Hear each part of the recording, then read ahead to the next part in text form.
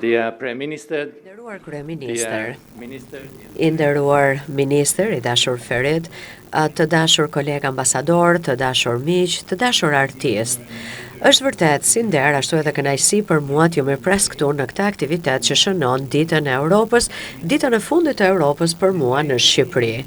Pikërisht në këtë datë, në vitin 1950, ministri i jashtëm francez Robert Schuman mbajti një fjalim historik që çeli rrugën për një epokë të re paqeje, integrimi dhe bashkëpunimi në të gjithë Europën, duke hedhur kështu themelet e Bashkimit Evropian në formën me të cilën e njohim sot. Europa u ndërtua mbi një premtim trifjalësh: liri, barazi dhe demokraci. Sot, në një botë me konflikte në rritje dhe me presione të mëdha ekonomike, ne duhet të mbrojmë këto vlera si brenda, ashtu edhe jashtë kufive tanë.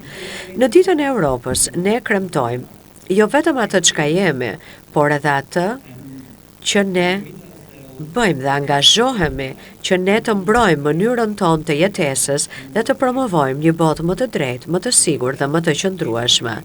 Sepse, siç u shpreh edhe përfaqësuesja e lartë zëvendës presidentja e BE-s Kallas, tani është koha që ne të qëndrojmë fort për ato vlera në të cilat ne besojmë, përfshirë të drejtën ndërkombëtare për të mbrojtur bashkimin ton, për të ndërtuar stabilitet në fqinjsinë tonë dhe për të punuar për krijimin e rrjetet më të gjerë të partnerëve ndërkombëtar. Të dashur miq, paqja në Europë është në rrezik. Ekuilibri global i pushtetit po sfidohet. Në një botë lufte, kërcënimesh hibride dhe shtrëngimi ekonomik, BE-ja duhet të veprojë për të mbrojtur qytetarët e saj, demokracinë dhe vlerat e saj. Në mbar botën, tensionet po rriten, nga kufit lindor të Europës deri në linjën e mesme dhe rajone të tjera të brishta, ku mungesa e stabilitetit dhe dhuna prekin jetën e miliona njerëzve. BE-ja po vepron për t'u përgjigjur kësaj situate, duke u bërë më aftë në përdorimin e elementëve të saj të fortë, duke forcuar bashkëpunimin evropian në fushën e mbrojtjes dhe duke fuqizuar kapacitetin e Europës për t'u përgjigjur këtyre kërcënimeve me një sër mjetësh, nga mbështetja e palëkundër për Ukrainën deri tek forcimi i kapaciteteve mbrojtëse, nga lufta kundër dezinformimit deri te mbështetja së drejtës ndërkombëtare, veçanërisht në forumet shumëpalëshe, ne po bëjmë gjithçka që është e mundur që Europa të qëndrojë si një shtyllë e fortë stabiliteti. Siguria e Europës është siguria jone përbashkët. Për më tepër që Shqipëria si një shtet që aspiron të bëhet antar i ardhshëm i BE-s është pjesë e rëndësishme e sigurisë së Europës. Paqja nuk është falas, ajo duhet mbrojtur çdo ditë. Pikërisht të kemi bërë ne pa u ndalur që nga fillimi i luftës së paprovokuar dhe të pajustifikuar të agresionit së Rusisë kundër Ukrainës prej më shumë se 4 vitesh. Ndihma e përgjithshme e BE-s për Ukrainën dhe popullin e saj arrin në pothuajse 200 miliard euro në formën e ndihmës financiare, ushtarake dhe humanitare. Përveç kësaj, BE-ja ka vendosur gjithashtu t'i jap Ukrainës një hua prej 90 miliardë eurosh për të mbuluar nevojat e saj më urgjente financiare dhe ushtarake. Paketa e 20 e sanksioneve që synon të mbajë presionin mbi Rusinë dhe veçanërisht mbi të ardhurat e saj që përdor për financimin e luftës, është miratuar dhe ndërkohë ne po përgatisim edhe paketën tjetër të radhës. Për rrjedhoj, Rusia po dështon, nuk po arrin objektivat e saj strategjik dhe po paguan një çmim gjithnjë më të rënd për luftën e saj të paprovokuar dhe të padrejtë të agresionit në aspektin ekonomik, demografik dhe atë të sigurisë. Qëndrimi i BE-s kundër agresionit rus pasqyron angazhimin e saj për të mbrojtur sigurinë evropiane dhe për të mbështetur me vendosmëri sovranitetin, lirinë dhe integritetin territorial të Ukrainës. Nuk mund të ketë paqe të drejtë dhe të qëndrueshme pa dakordsinë e Ukrainës dhe Europës. Por më lejoni të them që forca e Bashkimit Evropian qëndron në aftësinë e vet për të tërhequr dhe për të frymëzuar vende të tjera. Për këtë arsye, zgjerimi mbetet një nga mjetet më të fuqishme të Europës për të promovuar demokracinë, stabilitetin dhe begatinë në të gjithë kontinentin ton. Duke mbështetur Shqipërinë dhe vendet e tjera kandidate në rrugtimin e tyre drejt antarësimit, Europa po investon në një të ardhme më të sigurt dhe më të bashkuar për të gjithë kontinentin ton. Nuk është rastësi që procesi i zgjerimit fillon dhe mbyllet me garantimin e aspekteve themelore të demokracisë së Shqipërisë si shteti së drejtës, qeverisja e mirë, lufta kundër korrupsionit dhe krimit organizuar. As nuk është rastësi që në terminologjinë e antarësimit të BE-s këto vlera quhen themelorët. Këto pra janë kapitujt negociues që u hapën të parët, por që do të mbyllen të fundet. Forcimi i shtetit të së drejtës në Shqipëri është investimi më i sigurt për stabilitetin dhe prosperitetin e vendit dhe të rajonet në tërësi. Jam thellësisht i bindur se fuqia shndërruese, transformuese e projektit evropian ka kapacitetin për të arritur këtë qëllim dhe duhet të theksoj karakterin e bazuar tek merita të procesit të intarsimit. Ne kemi një metodologji të qartë dhe nuk mund të ketë rrugë të shkurtra drejt antarësimit as shmangje të kritereve. Dhe një pjesë e rëndësishme e punës sime këtu në Shqipëri si ambasador i BE-s është që të sigurohem që vendi mbetet i fokusuar në përmbushjen e të gjitha standardeve të kërkuara nga BE-ja për të bërë pjesë e grupit ton, pra një objektiv që Shqipëria ka marrë përsipër për të arritur me vendosmëri dhe angazhim dhe brenda një afati shumë ambicioz. Megjithatë, sfida nuk është vetëm ruajtja e një ritmi të qëndrueshëm në miratimin e reformave të nevojshme, por edhe të garantosh cilësinë, zbatimin e dur dhe qëndrueshmërinë e këtyre reformave. Dhe për këtë, ato duhet të vinë si rezultati një procesi transparent dhe gjithëpërfshirës. Siç e kam thënë shumë herë, zgjerimi është një projekt i të gjithë shoqërisë dhe të gjithë, qeveria, opozita, shoqëria civile, komuniteti i biznesit dhe qytetarët e thjeshtë kanë rolin e tyre për të luajtur. Për të rritur ndërgjegjësimin, ne duhet të komunikojmë në mënyrë proaktive me qytetarët që ata të kuptojnë se pse nevojiten këto reforma, si do të përmirësojnë ato funksionimin e institucioneve dhe në fund të fundit si do të përfitojnë ata në përditshmërinë e tyre, si do të përmirësohet pra jeta e tyre. Dhe kjo do të bëjë të mundur që ata të kërkojnë llogari nga autoritetet e tyre nëse zbatimi i reformave nuk mjafton. Tani më lejoni të kthehem deklaratës Schuman.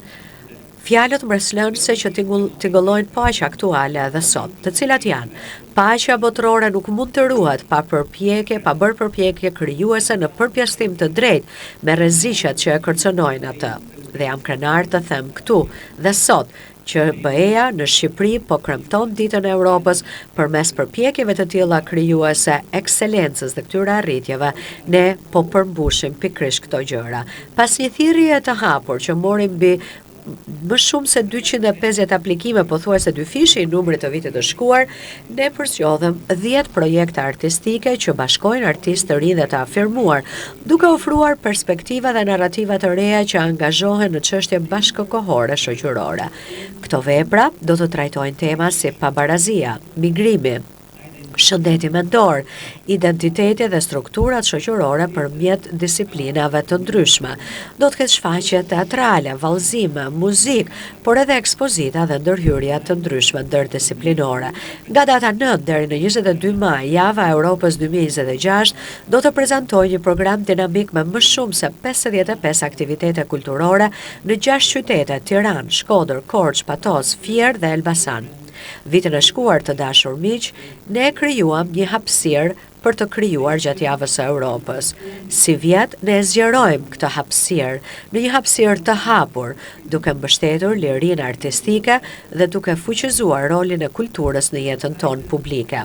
Jam shumë i emocionuar, ashtu saç besoj edhe ju, për të parë këto interpretime. Admiroj krijimtarinë, vizionin dhe guximin e artistëve për të hyrë në këtë hapësirë, për të qenë kjo hapësirë e hapur dhe për të prezantuar idetë e tyre përpara publikut. Dhe shpresoj t'ju shoh shumë prej jush në këtë hapësirë ku arti është një mjet për reflektim, empati dhe angazhim për vlerat tona të përbashkëta. E më lejoni që në mbyllje të them diçka personale. Unë jam krenar që përfaqësoj Bashkimin Evropian dhe jam krenar për gjithçka që përfaqëson BE-ja. Ju uroj të gjithëve gëzuar ditën e Europës.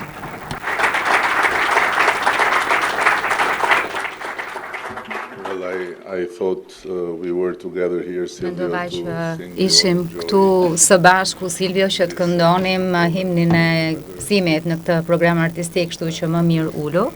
Mos rri në këmbë, sepse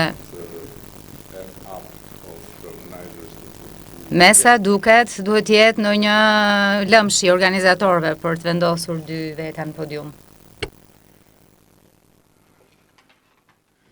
Dashur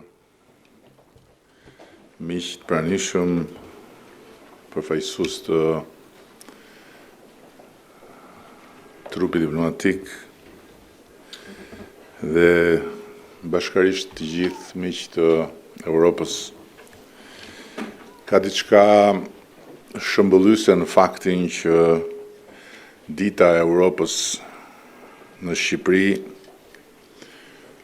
hapet si një sipar i një jave të gjatë kulturore dhe as pak rastësisht mes njerëzve që e shohin botën jo vetëm siç është, por edhe siç mund të jetë. Sepse në fundit vetë Europa ka lindur pikërisht nga një akt i fuqishëm imagjinate dhe aftësie për të besuar se deri edhe pas luftrave më gjakatare e përtej maleve më të pak kapërcyeshme të ngritura me viktima mes kombeve, mund të ketë jo thjesht shpresë, po ardhmëri të përbashkët në paqe për armiqtë e përbetuar ndaj njëri tjetrit. Që të imagjinoj dhe të gjendej aftësia për të ndërtuar mbi detin e gjakut të luftës së dytë botërore, një hapësirë gjeografike pa kufi ndërshtetëror, ku popujt të mos jetonin më kundër njëri tjetrit, po bashkë me njëri tjetrin, lidhur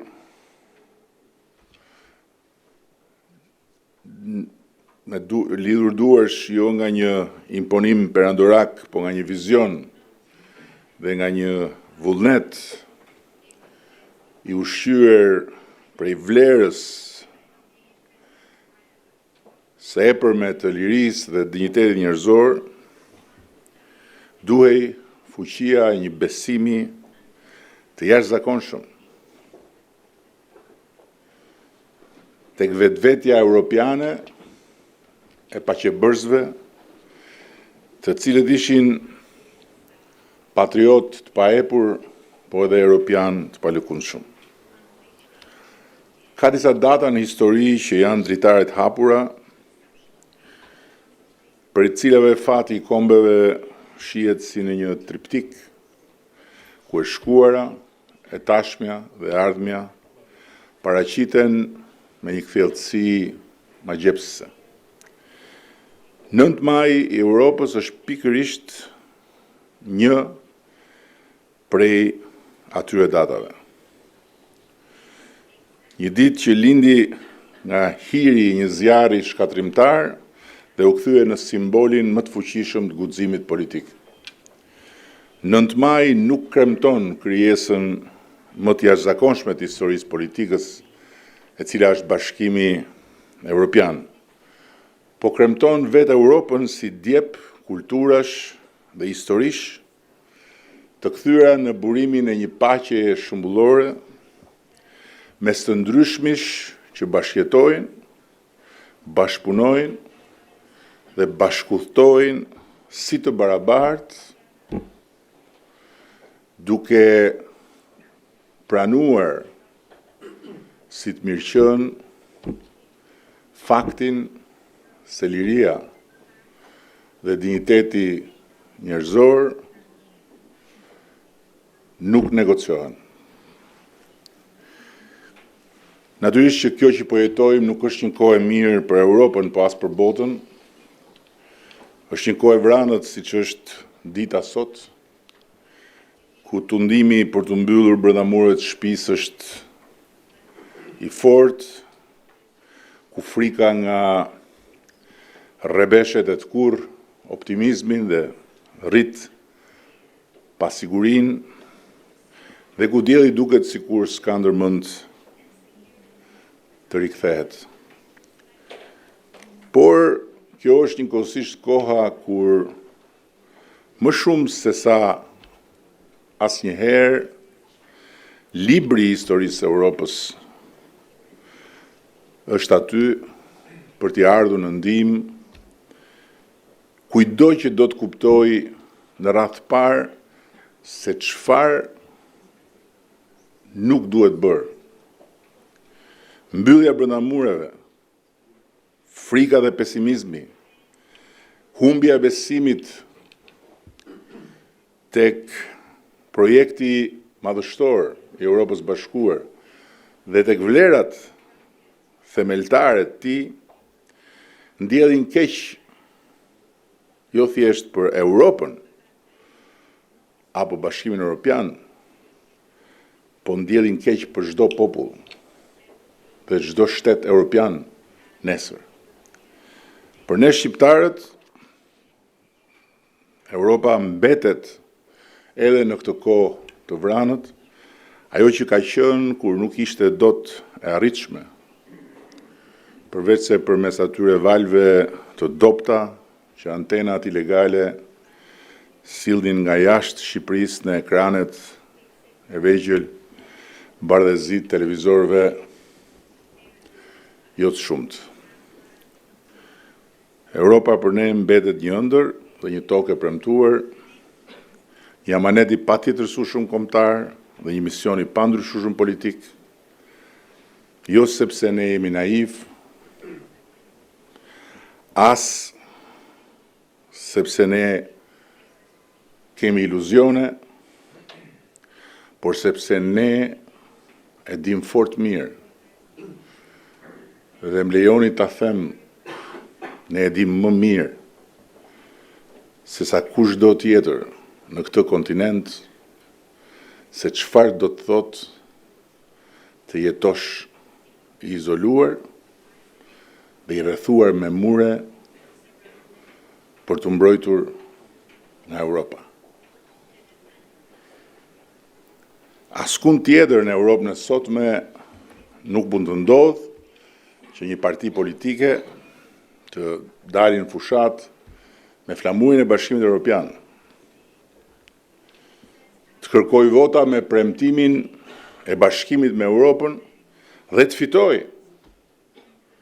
një shumicë të cilësuar për të zbatuar pa humbje kohe të gjitha detyrat që dalin nga negociatat për antarësim me Bashkimin Evropian.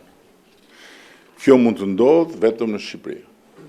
Dhe përsëris, jo sepse ne jemi naiv, apo pse kemi iluzione, por sepse ne e ndjejmë deri në palc vlerën e paçmuar të Europës, të qenit evropian dhe nga ana tjetër të pasurit mundësinë e të jetuarit në Bashkimin Evropian. Dje ne patëm një ngjarje të shënuar për Shqipërinë, e cila do ishte pa imagjinueshme deri pak vite më parë, preludin e Kongresit Botëror të Ligjit që do të mbahet vitin e ardhshëm pikërisht në Shqipëri.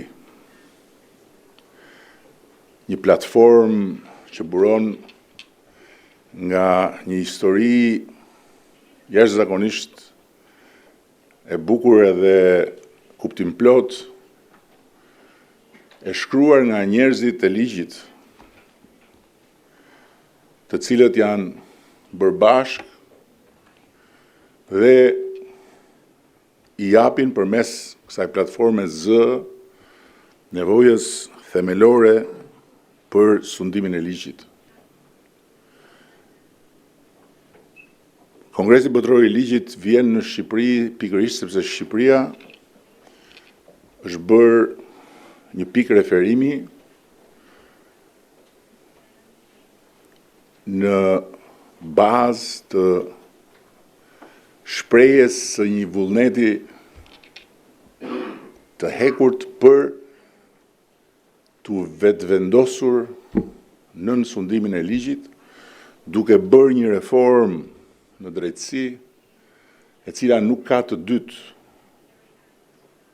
në rajonin ton, dhe e cila është shpreha më kuptimplot e angazhimit ton për ta bërë Shqipërinë jo një vend që të shkojë në Bashkimin Evropian, po një vend ku Bashkimi Evropian të bëhet pjesë e pandarë. Dhe do t'ishte absolutisht e pamundur që ne ta ndërmernim e jo më pastaj ta çonim përpara dhe ta zbatonim hap pas hapi me të gjitha vështirësitë e kuptueshme një reformë të tillë, nëse ne nuk do të kishim Europën si ëndër dhe si tokë të premtuar, si amanet të patjetërsueshëm dhe si mision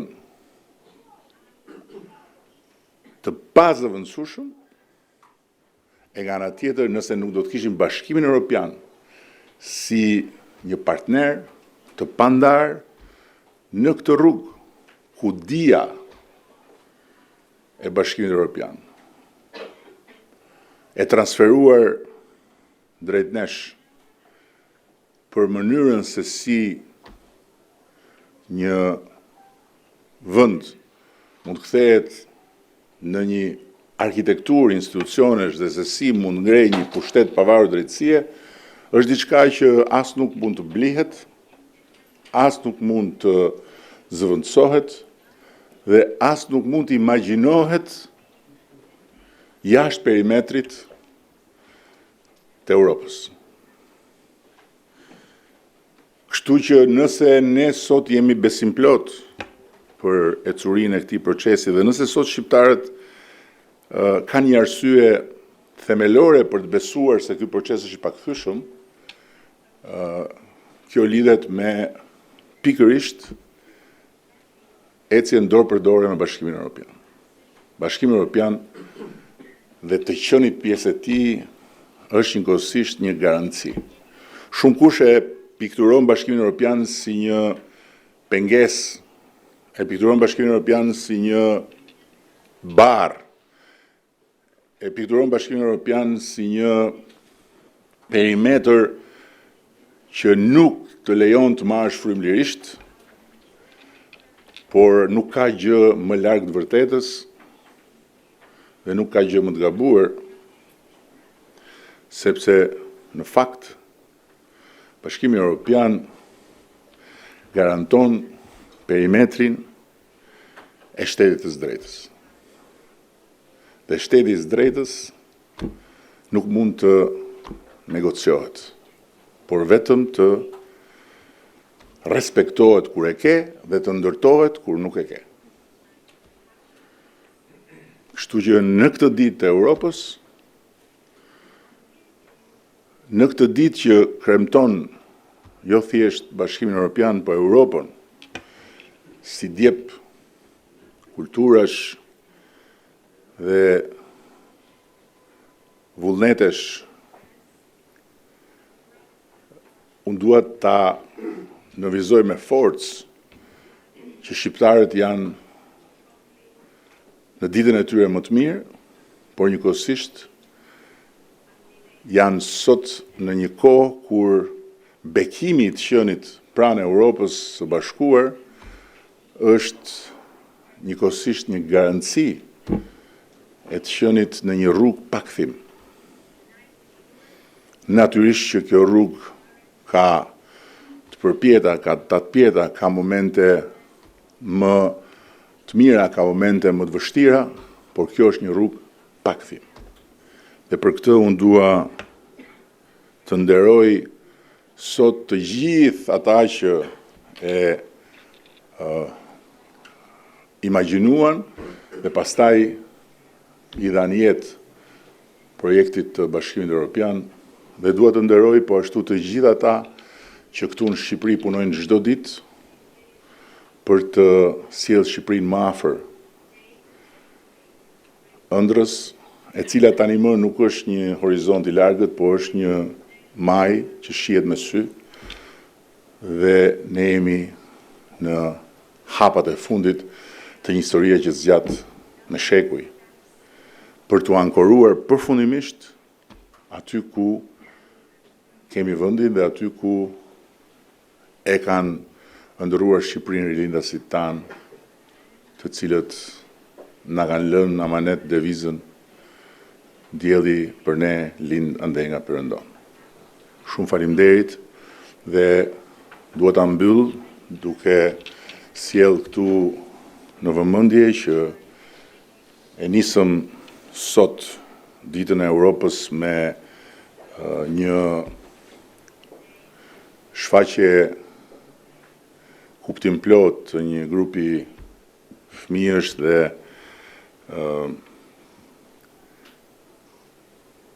të rinj shumë të ri, krahasimisht me Silvion dhe me mua. Dhe do ta mbyllim sonte me tingujt e një europianit madh, Ennio Morricones, që do të vi në sheshin Nën Tereza përmes orkestrës së radio televizionit dhe në drejtimin e djalit të tij.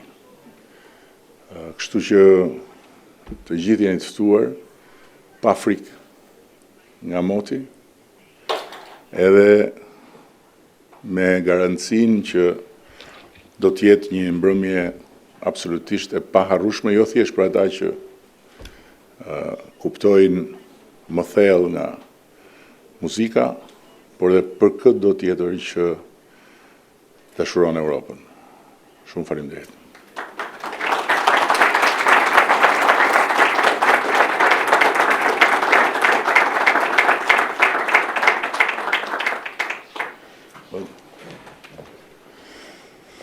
So, I'm here to take a few questions. Atëherë jam këtu për t'ju përgjigjur ndonjë pyetje në rast se keni.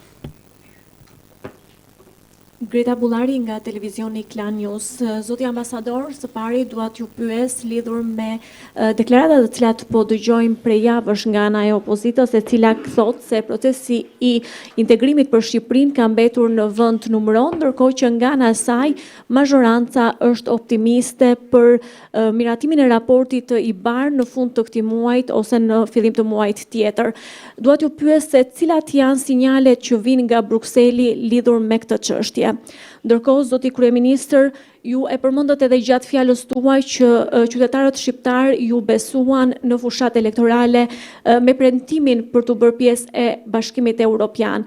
Ndaj, cilat janë garancitë që jep sot mazhoranca socialiste lidhur me këtë proces? Faleminderit.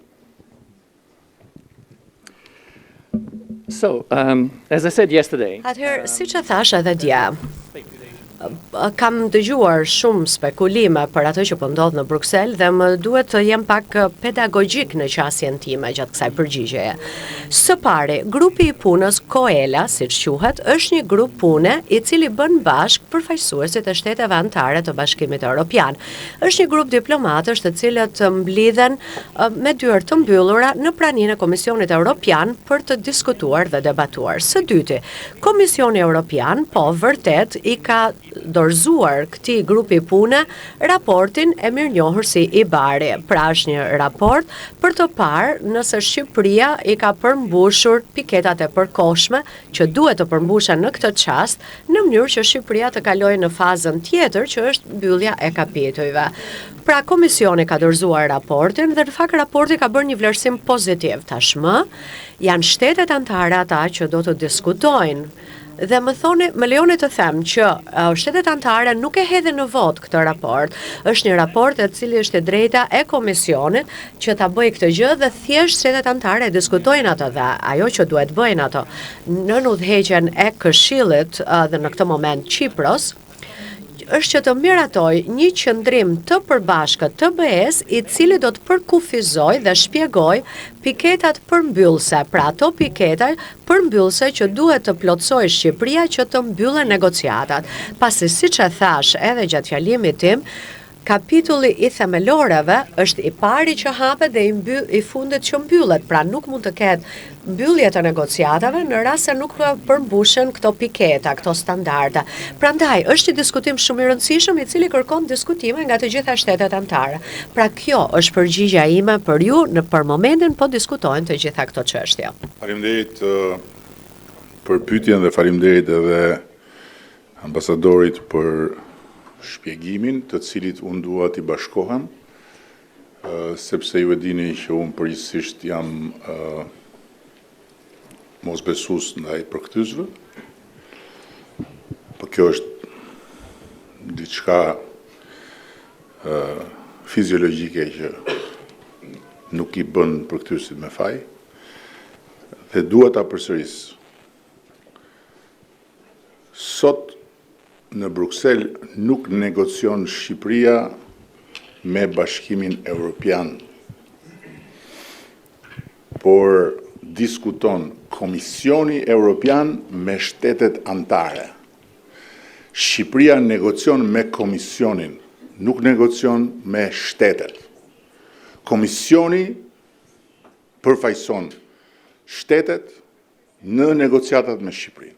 Dhe pastaj, fazë pas faze, kur Komisioni i konsideron të kryera detyrat e një faze, shkon tek shtetet për të paraqitur raportin e vet. Nuk e dia kuptohen. Që do të thotë që Komisioni Evropian i konsideron të përmbushura detyrat e Shqipërisë për këtë fazë dhe për të ashtu quajturat piketa të ndërmjetme.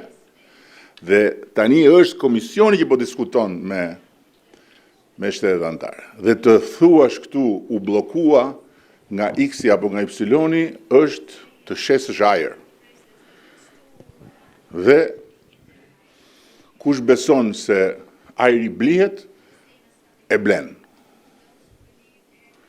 Por ky proces ka një nevojë të veçantë për ju, njerëzit që jeni mes këtij procesi dhe opinionit publik, për ta kuptuar si funksionon dhe për ta transmetuar tek opinioni publik, sepse është një proces që kërkon vërtet studim për mënyrën si funksionon. Tani, garancit është njësoj si të thuash kur shkon në një luftë, çfarë garancish ke që do ta fitosh luftën. Lufta fitohet duke luftuar, një ndeshje fitohet duke u stërvitur dhe duke bërë gjitha detyrat gjatë 90 minutave, një përpjekje çfarëdo fitohet duke u përpjekur. Nuk ka një garanci të shkruar që unë doja dal që në 5 vjet të marr diplomën e universitetit pavarësisht se sa unë do përpiqem për ta marrë. Jo, ti e ke aty mundësinë, por duhet përpiqesh. Dhe ne e kemi të shkruar. Nuk është diçka e imagjinuar, por është e shkruar. Dhe nuk është e shkruar nga ne, por është e shkruar nga Komisioni Evropian. Dhe e diskutuar bashkarisht një kalendar shumë ambicios për të mbyllur negociatat. Dhe përsëris, për ne është e rëndësishme në radh parë çfarë thot Komisioni Evropian. Sepse Komisioni Evropian shikon procesin në mënyrë teknike dhe objektive, nuk e shikon në mënyrë politike dhe subjektive. Ndërkohë që subjektiviteti i shteteve anëtare është i pa diskutueshëm dhe i pa vëndshëm në pikpyetje, sepse është në drejtën e çdo shteti anëtar që të ketë subjektivitetin e vet dhe të kërkojë bëj pyetje. Kështu që ne e kemi me Komisionin. Kur Komisioni thotë Shqipëria i ka plotësuar, për ne detyra është kryer dhe presim të kalojmë në fazën tjetër. Dhe ndërkohë natyrisht ne vazhdojmë punën në të gjitha drejtimet, sepse kjo nuk është thjesht një çështje e këtyre detyrave, kjo është një çështje e zbatimit ligjit, kjo është një çështje e çdo aspekti të jetës vendit, kjo është një çështje e reformave dhe e mënyrës se si ato implementohen, kjo është një çështje e raportit me mediat, dhe më erdhi shumë mirë që mundëm të vëmë dispozicion të miqve të Shqipërisë dhe të njerëzve të interesuar një raport faktesh për si është në të vërtet situata e lirisë së medjave në marrëdhëniet me qeverinë, pa i hequr asnjë presje atyre shqetësimeve të ngritura, të cilat po përpiqen t'i adresojmë edhe këtu me ndihmën e komisionit në ligjin për mediat, çështjet e pronësisë, çështjet e sigurisë së gazetarëve në aspektin e punës dhe në aspektin financiar, jo në aspektin fizik, se ka shumë vite që s'ka gazetar në Shqipëri të lënduar fatmirësisht për arsye politike dhe nuk ka se si të ketë, dhe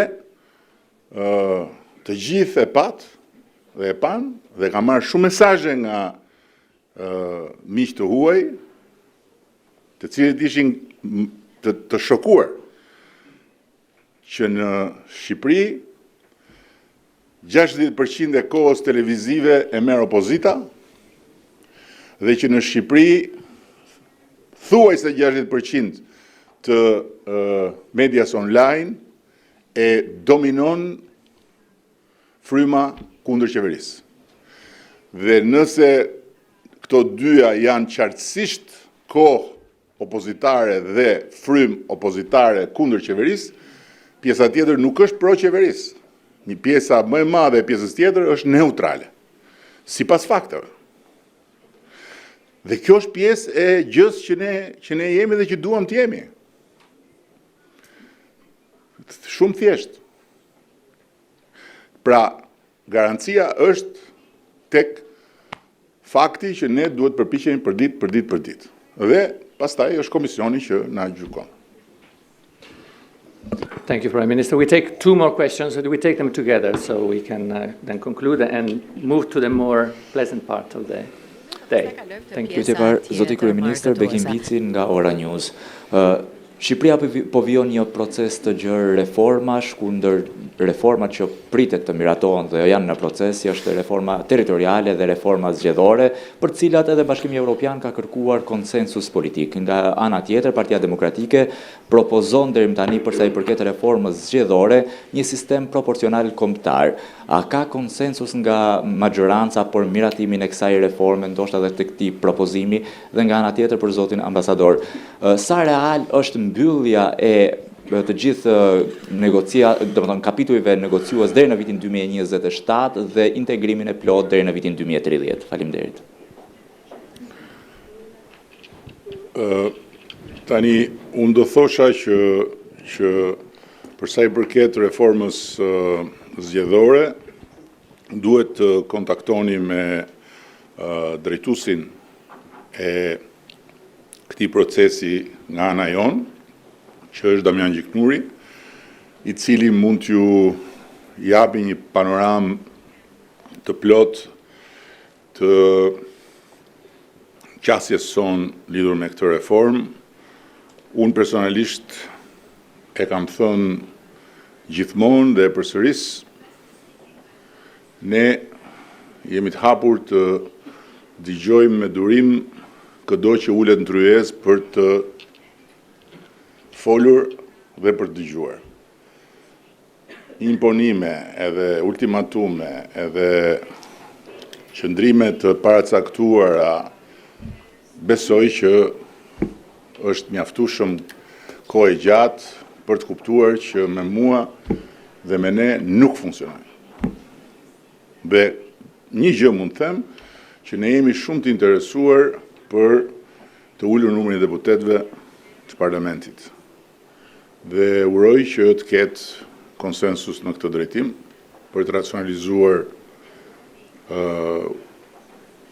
këtë gjë, dhe pastaj nga këtu çdo diskutim tjetër është i hapur, ndërkohë që përsa i përket reformës administrative territoriale, procesi është zhvilluar në mënyrë shumë gjithëpërfshirëse në territor, janë bërë dëgjesa, janë bërë diskutime, janë bërë dhe aty procesin e drejton dikush që unë besoj që është njeriu që ka të gjithë kompetencën për të folur për këtë subjekt, i cili është shumë i përgatitur edhe i cili patjetër është një pikë referimi nëse ju doni gjëra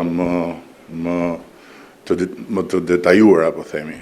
Ndërsa përsa i përket çështjes 2027-s, duhet ta përsëris që 2027 është një objektiv i vendosur bashkarisht. Por është lënë dhe një hapësirë që gjëja për një arsye apo një tjetër mund të ketë një zgjatje deri nga mesi i 2028-s. Kështu që jemi pak a shumë në të njëjtën gjatësi vale dhe për këtë arsye 2030 është vendosur si një objektiv, po themi, madhor, sepse pas negociatave është procesi i ratifikimeve, është procesi i miratimit nga shtetet, kështu që ai kërkon një kohë por 2027 është e bëshme dhe është aty e vendosur bashkarisht. Let me also address the question of territorial reform Gjithashtu që and të trajtoj çështjen e electoral reformës reform. territoriale administrative dhe asaj zgjedhore, sepse këto janë dy procese të cilat ne po i ndjekim nga afër. Reforma zgjedhore, ju ndoshta e dini që një nga kërkesat që kemi caktuar si pjesë themeloreve është pikërisht që Shqipëria të plotësojë rekomandimet e dhëna her pas here në vimësi nga OSBE ODIHR, pra po e ndjekim këtë nga afër sepse është pjesë e standardeve demokratike dhe në këtë kontekst pluralizmi demokratik është shumë i rëndësishëm. Pra këtë çështje po e ndjekim nga afër. Edhe reformën territoriale administrative po e ndjekim nga afër sepse Shqipëria duhet në fakt të ketë një administratë vendore që të përfitojë nga antarësimi i saj në BE dhe të marrë të gjitha avantazhet e saj, sepse ju e dini që pothuajse të gjitha programet që ka Bashkimi Evropian kanë të bëjnë pra me qeverisjen vendore dhe qeverisjen rajonale. Dhe dje për shembull ne lançuam një program me kryeministrin që quhet BE-ja për bashkitë dhe që ka të bëjë pikërisht me fuqizimin e kapaciteteve të administratës vendore. Ndërsa sa i përket objektivit të vitit 2027 për mbylljes së të gjitha negociatave dhe antarësimit në 2030, unë gjithmonë e kam thënë që kur kam ardhur në Shqipëri që është tejet e rëndësishme skajshmërisht e rëndësishme që të ketë një objektiv të qartë pasi i mban të dyja palët të përqendruara, të fokusuara si Shqipërinë, ashtu edhe BE-n. Dhe në fakt kjo ka treguar vlerën e saj, sepse unë do të thosha që ka patur një përkushtim të plot të Komisionit Evropian, të shteteve anëtare për ta ndjekur këtë proces në vimësinë e vet. Gjithashtu, ajo që ne kemi theksuar është që ritmi i reformave është shumë i qartë që është shumë intensiv, por nuk duhet të vi në dëm të cilësisë së reformave. Dhe ne kemi theksuar nga hera se sa e rëndësishme është që këto reforma të kryhen në mënyrë transparente dhe gjithëpërfshirëse, pasi vetëm kështu do të ketë qëndrueshmëri. Faleminderit dhe pyetja e fundit. Luela Meftari nga 2CNN. Do doja të dija se programi sot do të sjell në këtë javë të kulturës europiane do të sjell më shumë përvojë artistike nga të huajt apo artistët shqiptar, duke marrë në konsiderat javët kulturore ndërkombëtare. Për gjatë këtyre 4 viteve kemi pasur artistë të huaj që kanë mbritur në Shqipëri, në skenat shqiptare, po nga ana tjetër të pakt kanë qenë shtete të cilët kanë mbështetur artistët shqiptar. Në këtë program që keni planifikuar, në këtë program artistik, cilat janë përzgjedhjet tuaja dhe çfarë do të kemi? Well, I'm happy to say that the Me program kënaqësi is mund të përgjigjem që programi është ekskluziv dhe ekskluzivisht për artistët shqiptarë. Dhe dëshiroj të them diçka që tha edhe kryeministri i Shqipërisë, që ndonjëherë Bashkimi Evropian duket sikur është shumë i inkuadruar në ato kornizën e vet që i detyron njerëzit që të sillen në një mënyrë të caktuar, por ne duam të ndjekim parimin që Bashkimi Evropian është një hapësirë e hapur, e cila u bën të mundur të gjithë qytetarëve që të jenë të hapur, të shprehen tërësisht, të angazhohen me njëri tjetrin. Dhe ky ka qenë edhe objektivi, synimi ynë, dhe siç e thash që prej fillimit ne lançuam pra një thirrje për interes dhe kemi patur më shumë se 250 artistë që ishin të interesuar. Dhe kjo tregon se sa krijuese është Shqipëria. Na u desh të përzgjedhim vetëm 10, pasi i gjithë projekti do të mund të bëhej mundur vetëm me këtë numër.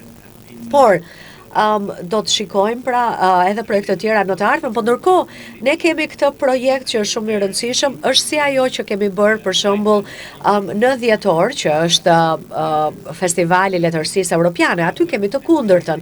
Kemi autor evropian që sjellin këtu çështje që ato i ngrin në krimtarinë e tyre, migrimin, identitetin, të gjitha këto çështje të cilat janë shumë të rëndësishme dhe janë pjesë e vetme, janë thelbi, janë zemra e procesit të antarësimit në BE. Faleminderit.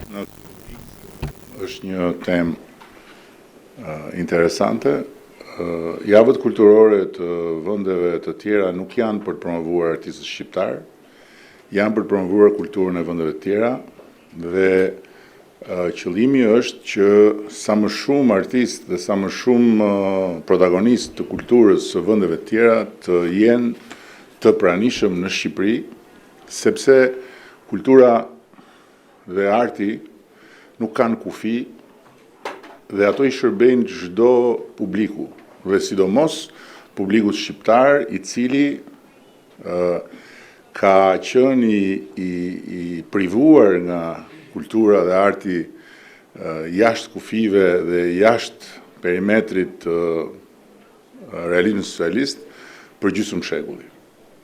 Nga ana tjetër, për sa i përket artistëve shqiptar, po të shihni pjesën që ka të bëjë me mbështetjen që japim ne si qeveri për artistët shqiptare u vjen në rritje dhe numri i aktiviteteve dhe numri i projekteve është shumë i madh. Dhe këtu ne jemi të lumtur që edhe Bashkimi Evropian përmes Komisionit celebron ditët e Europës me projekte të artistëve shqiptarë. Dhe e fundit që kam është diçka që lidhet me këtë temë dhe me arkitekturën.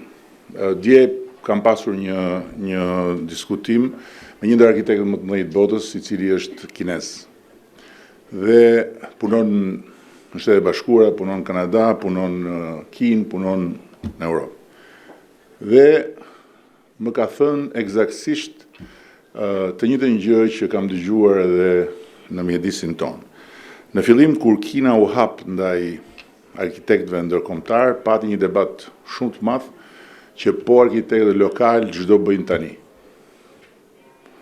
Në ndërkohë që fal asaj hapje, Kina sot ka një numër arkitektësh që janë ndërkombëtar dhe që janë ndërkombëtarisht të vlerësuar dhe të kërkuar. Që do të thotë që me arkitektët ndërkombëtar në Shqipëri ne kemi krijuar praktikisht shkollën më të madhe të arkitekturës në qiell të hapur në Europë.